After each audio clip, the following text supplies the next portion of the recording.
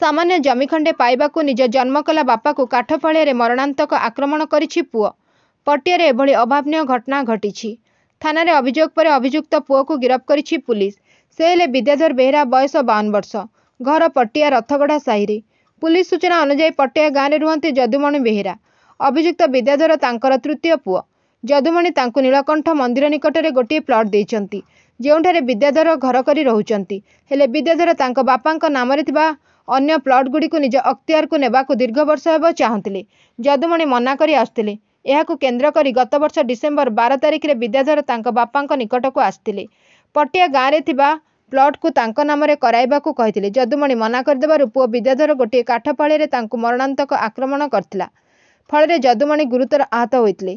तांकर डाहाण हाथ भांगी जाइतिला। एने जदुमणि चंद्रशेखरपुर थानारे अभियोग करथिले।